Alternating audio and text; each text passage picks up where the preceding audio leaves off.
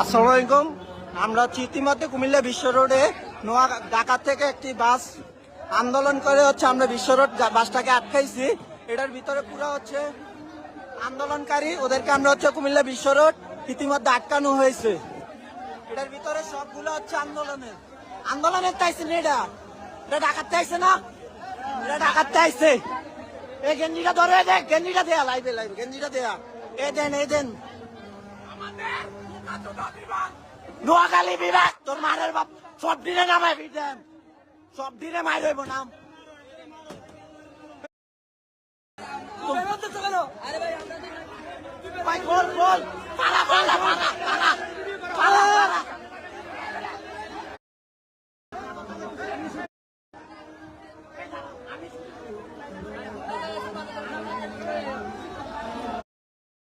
কেন্দ্রে যাও, দেখ চালামো তোমরা। হ্যাঁ আচ্ছা, ওই খোলো, আমি বাইরে দাঁড়ো, আটকাও। এটা পায়ের মাগির উদ্ধার আর একটারও যাইতাম নিতাম না। দাঁড়ো, ওই তান্ডি স্লোগান দিচ্ছে, দাঁড়ান।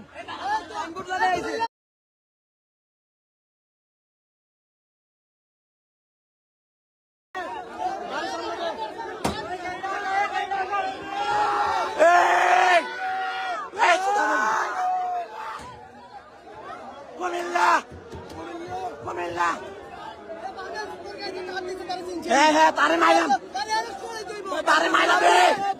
তারে মাইলাম।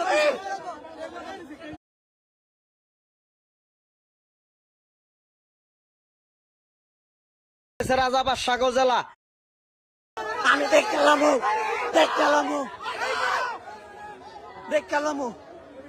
ভিতরে ঢুকে আবার স্লোগান দেয়, কুমিল্লা বুয়া। বাংলাদেশে 64টা জেলার ভিতরে একটা জেলা হয়েছে কুমিল্লা, এটা হচ্ছে রাজা বাদশাহ জেলা। আর বাকি 63 জেলা খানকির পোলারা, তোর হয়েছে কামলা খানকি মাগির পোলারা, তোর কামলা জাতের মাইরে। দেখলেন তো এদের আচার আচরণ। আসলে প্রথম এই ছেলেটা সোশ্যাল মিডিয়ায় গালিগালাজ করেছে আমাদের নোয়াখালীবাসীকে। নোয়াখালীবাসী বলতে যারা নোয়াখালীর বিভাগ চায় তাদের সবাইকে, লক্ষ্মীপুর, ফেনী লক্ষ্মীপুর এবং কি আপনার নোয়াখালী বিভাগ হলে বিভাগীয় যে আওতায় যারা পড়ে সবাইকে গালিগালাজ করেছে। তারপর আন্দোলন করার সময় যখন আমরা ঢাকা থেকে আসছি, ঢাকা থেকে আসার পথে আমাদের ভাইদেরকে এইভাবে দেখলেন তো, এদের আচার আচরণ, আচার ব্যবহার সবই তো দেখলেন যে এদের আচার আচরণ কীরকম খারাপ। তো আমি একটা কথা বলি দিন শেষে আমাদের নোয়াখালীবাসী মানুষকে, যে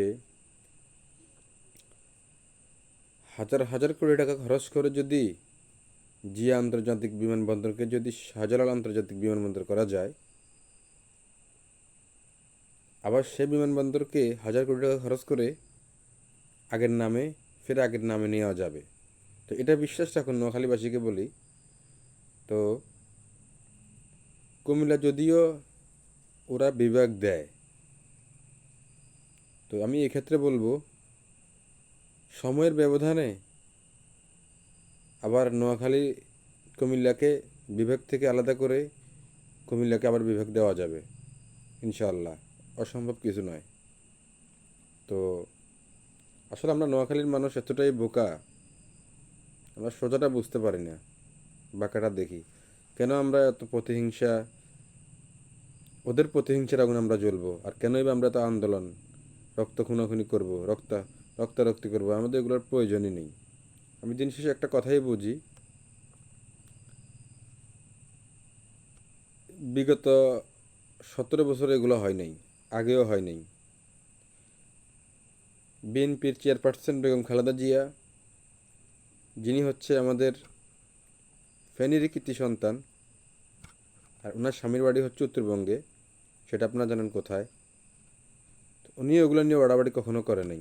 আর 17 বছর ক্ষমতা শাসন আমলে সাবেক প্রধানমন্ত্রী শেখ হাসিনাও এগুলো নিয়ে বাড়াবাড়ি করে নাই। যখন দেখছি এগুলো বাড়াবাড়ি করতে গেলে, এগুলো বিশ্লেষণ করতে গেলে সমস্যা হবে, তখন এগুলো নিয়ে আর আগে যায় নাই। তো এখন 2 দিনের জন্য এসে এই বাড়াবাড়িটা করতেছে, এটা কি ঠিক?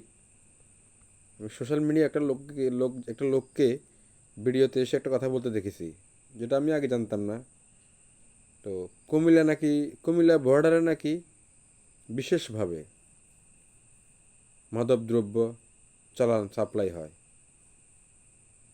তো এত বড় অন্যায় কাজ করার পরেও কুমিল্লার মানুষ কীভাবে লজ্জা লাগে না বিভাগ দাবি করে? সেদিকেও একটা সমস্যা। কুমিল্লা আর যখন বিভাগ দিয়ে দিবে তাহলে তখন তো এই সমস্যাটা আরও দ্বিগুণ হয়ে দাঁড়াবে। তা আমি বলতে চাই, টেনশন করবেন না। সময়ের পরিবর্তনে হয়তো বা কিছু টাকা খরচ হবে, আর্থিকভাবে দেশ ক্ষতিগ্রস্ত হবে, কিন্তু এই বিভাগকে আবার পুনরায় নোয়াখালীতে নিয়ে আসা যাবে। ক্ষমতার বড়াই চিরদিন থাকে না, ক্ষমতা চিরস্থায়ী না। আর আমি সর্বশেষ একটা কথা বলতে চাই, যদি এতই বিভাগের দাবি থাকে তাহলে একটা কাজ করেন, এর জন্য দায়ী কে? এই যে আসার সময় কুমিল্লার মানুষ কীভাবে গালিগালাজ করছে নোয়াখালীর মানুষকে, আমার কান্না চলে আসছে। যতই হোক না, সামান্য একটা বিভাগ নিয়ে এভাবে গালিগালাজ করে, নটির পোলা, খানগির পোলা, মাইরালামু ধৈরালামু, ওপেন ওপেন ওপেন। কই আমাদের বেলায় হইলে তো আমরা তো যাই করি না করি এভাবে তো গালিগালাজ করতে পারতাম না। তা আমরা একটা কাজ করি, যেহেতু আমাদের বিভাগের এতই প্রয়োজন, আমরা বিভাগের জন্য এতই লড়তেছি, তা আমরা বিভাগের জন্য আর চিল্লাবো না। আঙ্গুল সোজা করলে ঘি ওঠে না, আঙ্গুল বাঁকাতে হয়।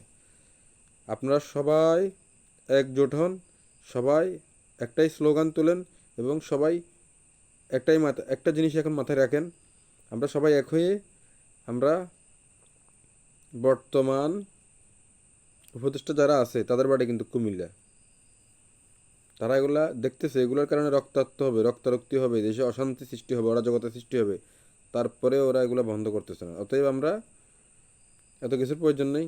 আমরা শপথ নেই, কাল থেকে আমরা সবাই একটা ডেট ফিক্সড করি, আমরা নোয়াখালীর মানুষ, লক্ষ্মীপুর, নোয়াখালী, ফেনী, আমরা সবাই মিলে আন্দোলন শুরু করি, ঢাকায় যাই। কুমিল্লা আমাদের বিভাগের দরকার নাই। এখন থেকে আর নোয়াখালী বিভাগ চাই বলবো না।